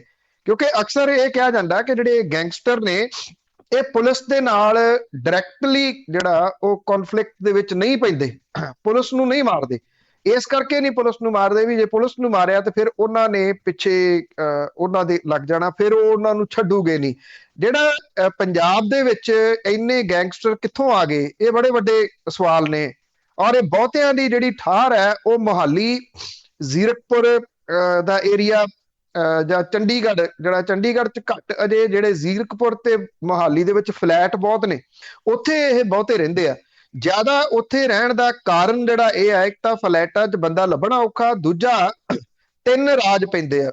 ਇੱਕ ਰਾਜ ਦੀ ਪੁਲਿਸ ਪਈ ਭੱਜ ਕੇ ਦੂਜੇ ਰਾਜ ਦੇ ਵਿੱਚ ਵੜ ਜਾਂਦੇ ਆ। ਹਰਿਆਣੇ ਵੜ ਗਏ, ਪੰਚਕੂਲਾ ਨਾਲ ਹੈ, ਹਰਿਆਣੇ ਦੇ ਵਿੱਚ ਵੜ ਗਏ, ਉੱਥੋਂ ਬਚ ਸਕਦੇ ਆ। ਹਰਿਆਣੇ ਦੀ ਪੁਲਿਸ ਪਈ ਪੰਜਾਬ 'ਚ ਵੜ ਗਏ। ਮੰਨ ਲਓ ਦੋਨਾਂ ਦੀ ਪੁਲਿਸ ਪੈ ਗਈ ਚੰਡੀਗੜ੍ਹ 'ਚ ਵੜ ਗਏ।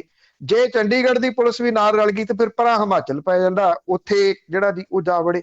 ਇੱਥੇ ਫਰੌਤੀਆਂ ਜਿਹੜੀਆਂ ਨੇ ਪੰਜਾਬ ਦੇ ਵਿੱਚ ਬਹੁਤ ਵੱਡੇ ਪੱਧਰ ਦੇ ਉੱਤੇ ਚੱਲਦੀਆਂ ਨੇ। ਔਰ ਬਹੁਤ ਘੱਟ ਲੋਕ ਜਿਹੜਾ ਉਹ ਦੱਸਦੇ ਆ, ਇਹਦੇ ਵਿੱਚ ਪੰਜਾਬੀ ਸਿੰਗਰ ਜਿਹੜੇ ਨੇ ਉਹਨਾਂ ਤੋਂ ਬਹੁਤ ਵੱਡੀ ਫਰੌਤੀ ਇੱਥੇ ਜਿਹੜੀ ਉਹ ਕਲੈਕਟ ਕੀਤੀ ਜਾਂਦੀ ਆ। ਉਹਦੇ ਸਿਰ ਦੇ ਉੱਤੇ ਇਹ ਸਰਵਾਈਵ ਜਿਹੜਾ ਉਹ ਕਰਦੇ ਆ। ਪਰ ਉਹ ਇੱਕ ਢਾਂਚਾ ਹੈ, ਇੱਕ ਮਾਹੌਲ ਹੈ ਜਿਹੜਾ ਕਿ ਇਹਨਾਂ ਨੂੰ ਵੱਡੇ ਹੋਣ ਦੇ ਵਿੱਚ ਮਦਦ ਕਰਦਾ ਹੈ, ਤੇ ਬਿਨਾਂ ਕਿਸੇ ਸ਼ੱਕ ਦੇ ਉਹ ਇੱਕ ਸਿਆਸੀ ਢਾਂਚਾ ਹੈ। ਬਿਲਕੁਲ ਇੱਕ ਨਵਾਂ ਹੀ ਬਿਜ਼ਨਸ ਹੈਗਾ। ਤੇ ਅੱਗੇ ਫਿਰ ਉੱਤਰ ਪ੍ਰਦੇਸ਼ ਨੂੰ ਗੱਲ ਕਰਦੇ ਹਾਂ ਤੇ ਜ਼ਿਆਦਾ ਫਿਕਰ ਆ ਭਾਰਤੀ ਜਨਤਾ ਪਾਰਟੀ ਨੂੰ ਇਸ ਦਾ। ਬ੍ਰਾਹਮਣ ਵੋਟ ਦਾ ਡਰ ਬਹੁਤ ਹੈਗਾ ਉਹਨਾਂ ਨੇ, ਤੇ ਪੱਟਥਲ ਸ਼ੁਰੂ ਵੀ ਕਰਤੀ ਹੈ। ਦੇਖੋ, ਜਿਹੜਾ ਕੱਲ ਦਾ ਇੱਥੇ ਬਹੁਤ ਵੱਡਾ ਧਮੱਚੜ ਪਾਇਆ ਜਾ ਰਿਹਾ ਚੈਨਲਾਂ ਦੇ ਉੱਤੇ, ਸਭ ਕੁਝ ਭੁੱਲ ਕੇ ਕਿ ਮਹਾਮਾਰੀ ਹੈ, ਉਸ ਮਹਾਮਾਰੀ ਦੇ ਵਿੱਚ ਸਰਕਾਰ ਕਿਵੇਂ ਫੇਲ ਹੋਈ ਆ, ਆਕਸੀਜਨ ਦਾ ਕੀ ਜਿਹੜਾ ਅੱਜ ਸਟੇਟਸ ਹੈ, ਟੀਕਾਕਰਨ ਦਾ ਕੀ ਸਟੇਟਸ ਹੈ, ਕਿੱਥੋਂ ਵੈਕਸੀਨੇਸ਼ਨ ਜਿਹੜੀ ਉਹ ਹੋਣੀ ਆ, ਸਾਰਾ ਕੁਝ ਭੁੱਲ ਕੇ ਜਿਹੜੀ ਚੀਜ਼ ਸਭ ਤੋਂ ਵੱਡੀ ਉਭਾਰੀ ਜਾ ਰਹੀ ਆ ਉਹ ਇਹ ਆ ਕਿ ਇੱਕ ਕਾਂਗਰਸ ਦਾ ਜਿਹੜਾ ਵਿਅਕਤੀ ਹੈ ਜਤਨ ਪ੍ਰਸਾਦ, ਉੱਤਰ ਪ੍ਰਦੇਸ਼ ਦੇ ਵਿੱਚ ਉਹਨੂੰ ਭਾਰਤੀ ਜਨਤਾ ਪਾਰਟੀ ਦੇ ਵਿੱਚ ਸ਼ਾਮਲ ਕਰ ਲਿਆ ਗਿਆ। ਉਹਦੀਆਂ ਫੋਟੋਆਂ ਜਿਹੜੀਆਂ ਉਹ ਗ੍ਰਹਿ ਮੰਤਰੀ ਦੇ ਨਾਲ, ਉਹਦੀਆਂ ਫੋਟੋਆਂ ਭਾਜਪਾ ਦੇ ਪ੍ਰਧਾਨ ਦੇ ਨਾਲ, ਉਹਦੀਆਂ ਫੋਟੋਆਂ ਕੇਂਦਰੀ ਮੰਤਰੀਆਂ ਦੇ ਨਾਲ ਜਾਰੀ ਕੀਤੀਆਂ ਜਾ ਰਹੀਆਂ ਨੇ ਕਿ ਉਹ ਸਾਰਿਆਂ ਦੇ ਨਾਲ ਵਾਰੀ-ਵਾਰੀ ਮੁਲਾਕਾਤ ਜਿਹੜੀ ਉਹ ਕਰ ਰਿਹਾ। ਇਹ ਕਿਹਾ ਜਾ ਰਿਹਾ ਹੈ ਕਿ ਇੱਕ ਵੱਡਾ ਨਾਮ ਭਾਰਤੀ ਜਨਤਾ ਪਾਰਟੀ ਨੇ ਪੱਟ ਲਿਆ ਜਿਹੜਾ ਕਿ ਕਾਂਗਰਸ ਦਾ ਆਗੂ ਸੀਗਾ। ਹਾਲਾਂਕਿ ਕਾਂਗਰਸ ਇਸ ਸਥਿਤੀ ਦੇ ਵਿੱਚ ਨਹੀਂ ਹੈਗੀ ਉੱਤਰ ਪ੍ਰਦੇਸ਼ ਦੇ ਵਿੱਚ ਕਿ ਉਹ ਕੱਲੀ ਟੱਕਰ ਜਿਹੜੀ ਆ ਉਹ ਭਾਰਤੀ ਜਨਤਾ ਪਾਰਟੀ ਨੂੰ ਉੱਥੇ ਦੇ ਦੂਗੀ। ਜੇ ਮੈਂ ਤੁਹਾਨੂੰ ਪਹਿਲਾਂ ਕਿਹਾ ਕਿ ਜਿਹੜੀ ਸਮਾਜਵਾਦੀ ਪਾਰਟੀ ਆ ਉਹ ਵੱਡੀ ਪਾਰਟੀ ਆ ਜਿਹਦੇ ਨਾਲ ਉਹਦਾ ਮੁਕਾਬਲਾ ਉੱਥੇ ਉੱਤਰ ਪ੍ਰਦੇਸ਼ ਦੇ ਵਿੱਚ ਹੋਣਾ। ਜਤਨ ਪ੍ਰਸਾਦ ਜਿੱਡਾ ਇੱਕ ਵੱਡਾ ਆਗੂ ਉਹਨੂੰ ਦੱਸਣ ਦੀ ਕੋਸ਼ਿਸ਼ ਕੀਤੀ ਜਾ ਰਹੀ ਹੈ। ਉਹ ਇੱਥੋਂ ਤੁਸੀਂ ਅੰਦਾਜ਼ਾ ਲਾ ਲਓ, ਉਹਨੇ 4 ਚੋਣਾਂ ਲੜੀਆਂ, ਚਾਰੇ ਹਾਰੀਆਂ ਨੇ। ਔਰ ਉਹਦੀ ਇੱਕ ਜਿਹੜੀ ਰਿਸ਼ਤੇਦਾਰ ਔਰਤ ਹੈ, ਉਹ ਉਹਨੂੰ ਨਗਰ ਨਿਗਮ ਦੀ ਚੋਣ ਤੱਕ ਨਹੀਂ ਜਿਤਾ ਸਕਿਆ, ਜਿਹੜੀ ਪਿਛਲੇ ਦਿਨਾਂ ਦੇ ਵਿੱਚ ਨਿਗਮ ਦੀਆਂ ਚੋਣਾਂ ਹੋਈਆਂ। ਹਾਂ, ਇੱਕ ਗੱਲ ਜਿਹੜੀ ਜ਼ਰੂਰ ਆ ਕਿ ਉਹ ਬ੍ਰਾਹਮਣ ਪਰਿਵਾਰ ਦੇ ਨਾਲ ਸੰਬੰਧਿਤ ਹੈ। ਇਹ ਕਿਹਾ ਜਾ ਰਿਹਾ ਕਿ ਭਾਜਪਾ ਨੂੰ ਇਹਦੀ ਮਜ਼ਬੂਤੀ ਜਿਹੜੀ ਉਹ ਮਿਲੂਗੀ ਕਿ ਬ੍ਰਾਹਮਣ ਸਮਾਜ ਜਿਹੜਾ ਉਹ ਇੱਥੇ ਉਹਨਾਂ ਦੀ ਮਦਦ ਜਿਹੜੀ ਉਹ ਕਰੂਗਾ। ਸਵਾਲ ਵੱਡਾ ਇਹ ਆ ਕਿ ਕੀ ਜਿਹੜਾ ਭਾਰਤੀ ਜਨਤਾ ਪਾਰਟੀ ਨੂੰ ਹੁਣ ਫਿਕਰ ਜਿਹੜਾ ਉਹ ਬ੍ਰਾਹਮਣ ਸਮਾਜ ਦਾ ਪਿਆ ਹੋਇਆ ਉੱਤਰ ਪ੍ਰਦੇਸ਼ ਦੇ ਵਿੱਚ, ਔਰ ਉਹ ਜੇ ਉਹ ਆਪ ਹੀ ਇਹਨਾਂ ਚੀਜ਼ਾਂ ਨੂੰ ਪ੍ਰਚਾਰ ਰਹੀ ਹੈ ਕਿ ਬ੍ਰਾਹਮਣ ਸਮਾਜ ਦੇ ਨਾਲ ਉਹ ਸੰਬੰਧਿਤ ਹੈ ਤੇ ਇਸ ਕਰਕੇ ਉਹਨੂੰ ਬ੍ਰਾਹਮਣ ਵੋਟਰਾਂ ਦਾ ਜਿਹੜਾ ਉਹ ਹੁੰਗਾਰਾ ਮਿਲੂਗਾ। ਇਟ ਮੀਨਸ ਕਿ ਉੱਤਰ ਪ੍ਰਦੇਸ਼ ਜਿੱਥੇ ਉਹਨੇ ਯੋਗੀ ਨੂੰ ਲਾਇਆ ਹੋਇਆ, ਇੱਕ ਭਗਵੇਂ ਕੱਪੜਿਆਂ ਵਾਲੇ ਨੂੰ, ਔਰ ਉੱਥੇ ਕੀ ਬ੍ਰਾਹਮਣ ਸਮਾਜ ਉਹਦੇ ਨਾਲ ਨਹੀਂ ਗਾ? ਤੇ ਜਤਨ ਪ੍ਰਸਾਦ ਤੋਂ ਪਹਿਲਾਂ ਉਹਦੇ ਨਾਲ ਨਹੀਂ ਸੀਗਾ। ਜਤਨ ਪ੍ਰਸਾਦ ਦੇ ਆਉਣ ਦੇ ਨਾਲ ਕੀ ਬ੍ਰਾਹਮਣ ਸਮਾਜ ਜਿਹੜਾ ਉਹ ਅੱਖਾਂ ਮੀਚ ਕੇ ਉਹਦੀ ਮਦਦ ਕਰ ਦੂਗਾ? ਅਸਲ ਕਹਾਣੀ ਇਹ ਹੈ ਕਿ ਜਿਹੜਾ ਇੱਕ ਪੱਤਾ ਇੱਕ ਧਰਮ ਦੇ ਨਾਂ ਦੇ ਉੱਤੇ ਖੇਡਿਆ ਜਾ ਰਿਹਾ ਭਾਰਤੀ ਜਨਤਾ ਪਾਰਟੀ ਦੇ ਵੱਲੋਂ, ਪਤਾ ਉਹਨੂੰ ਵੀ ਹੈ ਕਿ ਇਹ ਪੱਤਾ ਜਿਹੜਾ ਹੌਲੀ ਹੌਲੀ ਨੰਗਾ ਹੁੰਦਾ ਤੁਰਿਆ ਜਾ ਰਿਹਾ। ਹਰੇਕ ਜਿਹੜਾ ਭਾਈਚਾਰਾ ਉਹਨੂੰ ਸਮਝ ਆਉਣੀ ਜਿਹੜੀ ਉਹ ਸ਼ੁਰੂ ਹੋ ਗਈ ਕਿਤੇ ਨਾ ਕਿਤੇ ਕਿ ਇਹ ਤਾਂ ਗੱਲਾਂ ਹੀ ਹੋਰ ਕੀਤੀਆਂ ਜਾ ਰਹੀਆਂ ਸੀ। ਰੀਅਲ ਦੇ ਵਿੱਚ ਜੋ ਕੁਝ ਉਹਨਾਂ ਨੂੰ ਚਾਹੀਦਾ ਸੀ, ਜੋ ਹਸਪਤਾਲਾਂ ਦੇ ਵਿੱਚ ਮੌਤ ਦਾ ਤਾਂਡਵ ਸਾਰਿਆਂ ਨੇ ਵੇਖਿਆ, ਤੇ ਉਹਦੇ ਵਿੱਚ ਜਿਵੇਂ ਤਰਲੇ ਲੈ ਲੈ ਕੇ ਲੋਕ ਆਕਸੀਜਨ ਦੇ ਵਾਸਤੇ, ਉਹਨਾਂ ਦੇ ਘਰ ਦੇ ਮੈਂਬਰ ਆਕਸੀਜਨ ਖੁਣੋ ਮਰਦੇ ਜਿਹੜੇ ਦਿਸੇ ਆ, ਉਹਨੇ ਇਹ ਕਿਤੇ ਨਾ ਕਿਤੇ ਮਲਮਾ ਜਿਹੜਾ ਉਹ ਲਾ ਦਿੱਤਾ। ਇਸੇ ਕਰਕੇ ਹੁਣ ਜਿਹੜਾ ਫਿਕਰ ਹੈ ਵੱਡਾ ਇਹਨਾਂ ਨੂੰ ਸਮਾਜ ਦਾ ਪਿਆ ਹੋਇਆ ਵੀ ਜੇ ਸਾਨੂੰ ਉੱਥੋਂ ਬ੍ਰਾਹਮਣ ਸਮਾਜ ਦੀਆਂ ਵੋਟਾਂ ਹੀ ਨਾ ਮਿਲੀਆਂ ਤੇ ਫਿਰ ਅਸੀਂ ਕਿੱਧਰ ਨੂੰ ਜਿਹੜਾ ਉਹ ਜਾਵਾਂਗੇ। ਜਿਹਦੇ ਕਰਕੇ ਇਹਨੂੰ ਜਤਨ ਪ੍ਰਸਾਦ ਨੂੰ ਬਹੁਤ ਵੱਡੀ ਇੱਕ ਕਾਮਯਾਬੀ ਦੇ ਤੌਰ ਦੇ ਉੱਤੇ ਵੱਡੇ ਨੇਤਾ ਦੇ ਵਜੋਂ ਮੰਨਿਆ ਜਾ ਰਿਹਾ। ਹਾਂ, ਇਹ ਠੀਕ ਹੈ ਕਿ ਜਤਨ ਪ੍ਰਸਾਦ ਰਾਹੁਲ ਗਾਂਧੀ ਦੇ ਨੇੜੇ ਵਾਲਿਆਂ ਦੇ ਵਿੱਚੋਂ ਇੱਕ ਸੀਗਾ, ਪਰ ਉਹ ਬਹੁਤ ਵੱਡਾ ਆਗੂ ਸੀਗਾ। ਸ਼ਾਇਦ ਹੋ ਸਕਦਾ ਬਹੁਤ ਸਾਰਿਆਂ ਨੇ ਪਹਿਲਾਂ ਉਹਦਾ ਨਾਮ ਹੀ ਨਾ ਸੁਣਿਆ ਹੋਵੇ ਉੱਤਰ ਪ੍ਰਦੇਸ਼ ਦੇ ਵਿੱਚ ਕਿ ਕੋਈ ਜਤਨ ਪ੍ਰਸਾਦ ਵੀ ਹੈ। 4 ਚੋਣਾਂ ਜਿਵੇਂ ਮੈਂ ਤੁਹਾਨੂੰ ਦੱਸਿਆ ਕਿ 4 ਚੋਣਾਂ ਉਹ ਹਾਰਿਆ, 4 ਚੋਣਾਂ ਲੜਿਆ। ਹੁਣ ਇੱਕ ਇਹ ਹਰਾ ਲੈਣਗੇ। ਅੱਗੇ ਗੱਲ ਕਰਦੇ ਆ, 2 ਜੂਨ ਨੂੰ ਮੁੱਖ ਮੰਤਰੀ ਨੇ ਇੱਕ DSP ਦੇ ਇਲਾਜ ਦਾ ਐਲਾਨ ਕੀਤਾ ਸੀ। ਐਲਾਨ ਤੇ ਹਵਾ ਦੇ ਵਿੱਚ ਹੀ ਰਹਿ ਗਿਆ, ਪਰ DSP ਦੀ ਮੌਤ ਹੋ ਗਈ। ਇਹ ਹਰਜਿੰਦਰ ਸਿੰਘ ਸੀਗਾ ਜੀ, ਉਹਨੇ ਇੱਕ ਬੜੀ ਜਿਹੜੀ ਇਮੋਸ਼ਨਲ ਵੀਡੀਓ ਪੋਸਟ ਕੀਤੀ ਸੀਗੀ ਜਿਹਦੇ ਵਿੱਚ ਉਹਨੇ ਮੁੱਖ ਮੰਤਰੀ ਨੂੰ ਇਹ ਅਪੀਲ ਕੀਤੀ ਸੀ। ਅਸਲ 'ਚ ਇਹ 6 ਅਪ੍ਰੈਲ ਨੂੰ ਕਰੋਨਾ ਤੋਂ ਜਿਹੜਾ ਜੀ ਉਹ ਪੋਜ਼ਿਟਿਵ ਹੋ ਗਿਆ ਸੀਗਾ। ਬਾਅਦ ਦੇ ਵਿੱਚ ਕੁਝ ਹਫ਼ਤਿਆਂ ਤੋਂ ਬਾਅਦ ਇਹਦਾ ਕਰੋਨਾ ਤਾਂ ਠੀਕ ਹੋ ਗਿਆ, ਪਰ ਉਹ ਜਿਹੜੀ ਉਹਦੀ ਇਨਫੈਕਸ਼ਨ ਸੀਗੀ ਉਹ ਵੱਧ ਗਈ, ਜਿਹਦੇ ਕਰਕੇ ਉਹਦੇ ਫੇਫੜੇ ਜਿਹੜੇ ਸੀ ਉਹਨਾਂ ਦੇ ਉੱਤੇ ਅਸਰ ਪੈ ਗਿਆ। ਜਦੋਂ ਇਹਨੇ ਵੀਡੀਓ ਪੋਸਟ ਕੀਤੀ ਤਾਂ ਉਸ ਵੀਡੀਓ ਦੇ ਵਿੱਚ ਇਹਨੇ ਇਹ ਗੱਲ ਆਖੀ ਕਿ ਮੁੱਖ ਮੰਤਰੀ ਸਾਹਿਬ, ਜਿਹੜੇ ਪੈਸੇ ਤੁਸੀਂ ਮੈਨੂੰ ਮੇਰੇ ਮਰਨ ਤੋਂ ਬਾਅਦ ਦੇਣੇ ਆ, ਜਿਹੜਾ ਫੰਡ ਦੇਣਾ ਮਰਨ ਤੋਂ ਬਾਅਦ, ਉਹ ਮੈਨੂੰ ਹੁਣੇ ਦੇ ਦਿਓ ਤੇ ਮੈਂ ਉਹਦੇ ਨਾਲ ਆਪਣਾ ਇਲਾਜ ਕਰਾ ਲਵਾਂ। ਜੇ ਮੈਂ ਜਿਉਂਦਾ ਰਿਹਾ ਤੇ ਮੈਂ ਆਪਣੇ ਬੱਚੇ ਜਿਹੜੇ ਉਹ ਪਾਲ ਲੂੰਗਾ, ਮੇਰਾ ਪਰਿਵਾਰ ਸਰਕਾਰ ਦੇ ਉੱਤੇ ਬੋਝ ਨਹੀਂ ਬਣੂਗਾ। ਇਹ ਬੜੀ ਇਮੋਸ਼ਨਲ ਵੀਡੀਓ ਸੀਗੀ।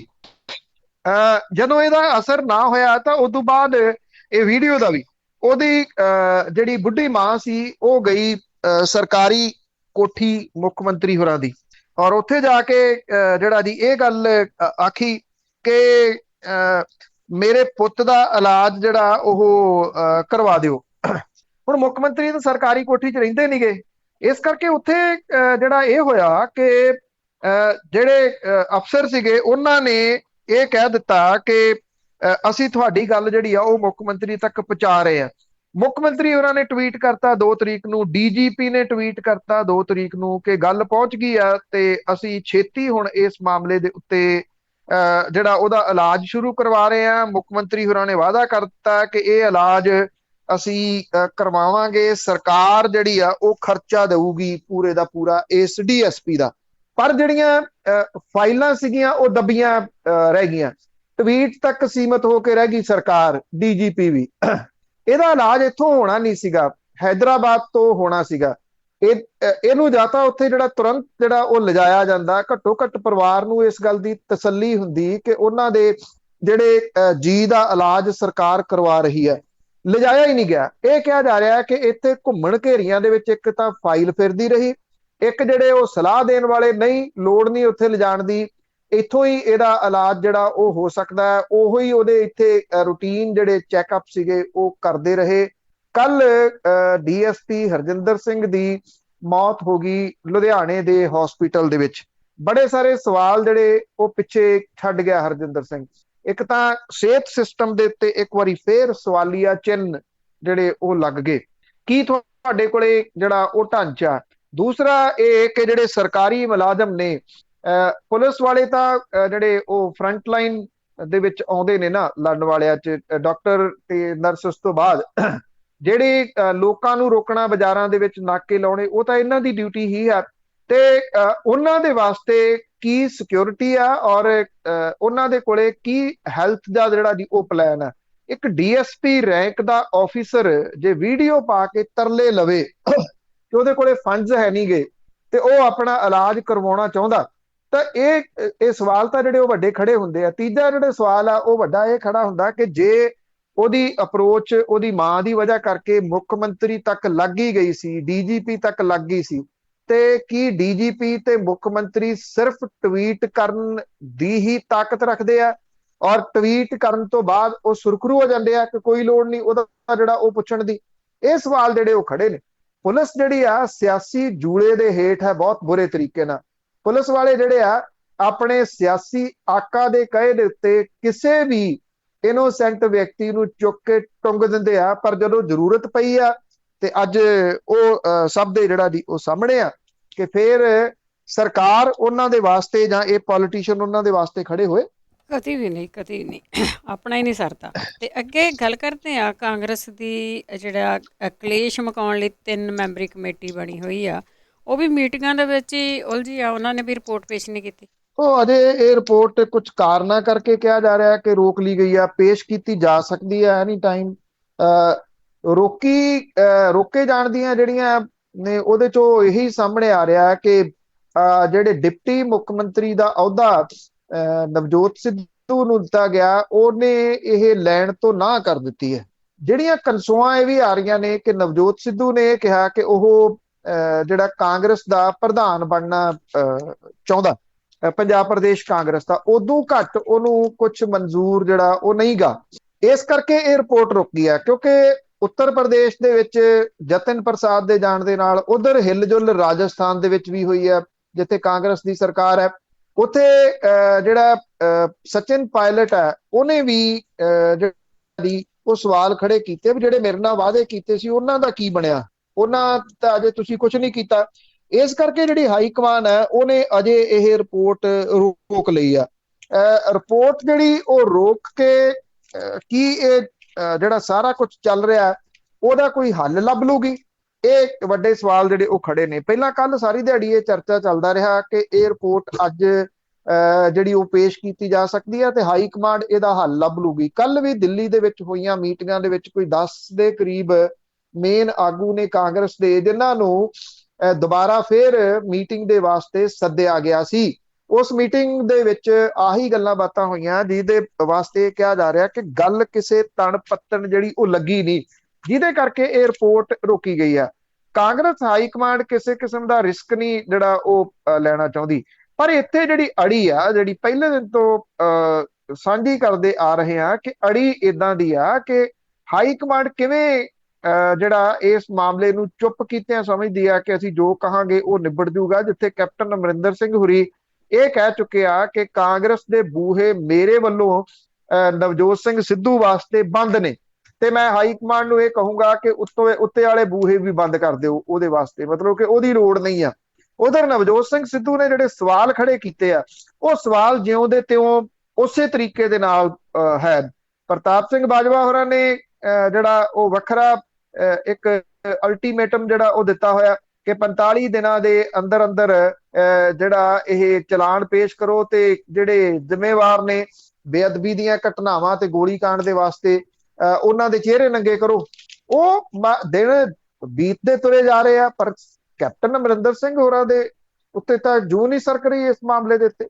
ਔਰ ਇਹ ਅਜਿਹੇ ਹਾਲਾਤਾਂ ਦੇ ਵਿੱਚ ਇਹ ਕਿਵੇਂ ਸੰਭਵ ਹੋ ਸਕਦਾ ਕਿ ਸਾਰਾ ਕੁਝ ਠੀਕ ਠਾਕ ਹੋ ਕੇ ਜਿਹੜਾ ਉਹ ਕਾਂਗਰਸ ਮੁੜ ਕੇ ਜਿਹੜਾ ਉਹ ਇੱਕ ਦੂਜੇ ਦੇ ਨਾਲ ਇਹ ਜੁੜ ਕੇ ਬਹਿ ਜਾਣਗੇ। ਕਿਹਾ ਜਾ ਰਿਹਾ ਕਿ ਕੈਪਟਨ ਅਮਰਿੰਦਰ ਸਿੰਘ ਤੇ ਨਵਜੋਤ ਸਿੱਧੂ ਨੂੰ ਆਮੋ ਸਾਹਮਣੇ ਬਿਠਾਉਣ ਦੀ ਕੋਸ਼ਿਸ਼ ਹੈ ਕਾਂਗਰਸ ਦੀ। ਆਮੋ ਸਾਹਮਣੇ ਬਹਿ ਜਾਣਗੇ ਉਹ ਔਰ ਬਹਿ ਕੇ ਕੀ ਗੱਲ ਨਿਬੇੜ ਲੈਣਗੇ, ਇਹ ਵੱਡਾ ਸਵਾਲ ਹੈ ਜੀ। ਇਹਨਾਂ ਦਾ ਪੌੜਾ ਪਿਆ ਹੀ ਰਹਿਣਾ। ਅੱਗੇ ਗੱਲ ਕਰਦੇ ਹਾਂ ਪੰਜਾਬ ਦੇ ਸ਼ਹਿਰਾਂ ਤੇ ਕਸਬਿਆਂ ਦੀ। ਉਹਨਾਂ ਦੇ ਵਿੱਚ ਪੋਸਟਰਾਂ ਦੀ ਜੰਗ ਸ਼ੁਰੂ ਹੋ ਚੁੱਕੀ ਹੈ। ਦੇਖੋ, ਇਹ ਜਿਹੜੀ ਪੋਸਟਰ ਜੰਗ ਹੈ ਉਹ ਪਹਿਲਾਂ ਵੀ ਕਈ ਵਾਰੀ ਜਿਹੜੀ ਉਹ ਚੱਲਦੀ ਆ। ਸਵਾਲ ਸਿਰਫ ਇਹ ਨੇ ਕਿ ਇਹ ਜਿਹੜੇ ਪੰਜਾਬੀ ਨੇ ਇਹ ਸਿਆਸੀ ਰੂਪ ਦੇ ਵਿੱਚ ਕਿੰਨਾ ਕੁ ਪਿਛਲੱਗ ਬਣ ਚੁੱਕੇ ਹੋਏ ਆ ਸਿਆਸੀ ਪਾਰਟੀਆਂ ਦੇ, ਉਹ ਸਭ ਨੂੰ ਜਿਹੜਾ ਉਹ ਪਤਾ। ਜਿੱਥੇ ਹਰਿਆਣੇ ਦੇ ਵਿੱਚ ਜੇ ਆਪਾਂ ਦੇਖੀਏ ਤਾਂ ਹਰਿਆਣੇ ਦੇ ਵਿੱਚ ਜਿਹੜੇ ਕਿਸਾਨ ਨੇ ਉਹਨਾਂ ਦੀ ਇਕਜੁੱਟਤਾ, ਉਹਨਾਂ ਦਾ ਏਕਾ ਐਡੀ ਵੱਡੀ ਮਿਸਾਲ ਜਿਹੜੀ ਹੈ ਕਿ ਮਾੜੀ ਦੀ ਗੱਲ ਹੋਈ ਉੱਥੇ ਹਾਲ ਕਰਦੇ ਪਏ ਨਿਕਲਦੇ ਆ। ਔਰ ਇੱਕ ਵਾਰੀ ਨਹੀਂ, ਪਿਛਲੇ ਕੁਝ ਹਫ਼ਤਿਆਂ ਦੇ ਵਿੱਚ ਕਈ ਵਾਰੀ ਉਹਨਾਂ ਨੇ ਪ੍ਰਸ਼ਾਸਨ ਨੂੰ ਵੀ ਝੁਕਾਇਆ, ਪੁਲਿਸ ਨੂੰ ਵੀ ਝੁਕਾਇਆ।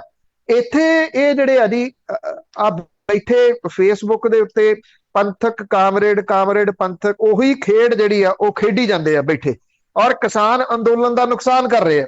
ਮੈਕਸਿਮਮ ਪੰਜਾਬੀ ਕਰ ਰਹੇ ਆ। ਇਸ ਵੇਲੇ ਪੰਜਾਬ ਤੋਂ ਸ਼ੁਰੂ ਹੋਇਆ ਜਿਹੜਾ ਕਿਸਾਨ ਅੰਦੋਲਨ ਸੀਗਾ, ਹੁਣ ਇਹਦਾ ਨੁਕਸਾਨ ਕਰਨ ਦੇ ਵਿੱਚ ਇਹੋ ਜਿਹੇ ਜਿਹੜੇ ਲੋਕ ਉਹ ਜ਼ਿੰਮੇਵਾਰ ਨੇ, ਜਿਹੜੇ ਕਿ ਇਹਨਾਂ ਸਿਆਸੀ ਪਾਰਟੀਆਂ ਦੇ ਇੰਨੇ ਕੁ ਪਿਛਲੱਗ ਬਣ ਗਏ ਹੋਏ ਆ ਕਿ ਉਹਨਾਂ ਦਾ ਖਹਿੜਾ ਛੁੱਟ ਹੀ ਨਹੀਂ ਸਕਦਾ। ਘੱਟੋ ਘੱਟ ਆਹ ਪੁਸ਼ਤਾਂ ਦੇ ਵਿੱਚ ਤਾਂ ਨਹੀਂ ਛੁੱਟ ਸਕਦਾ।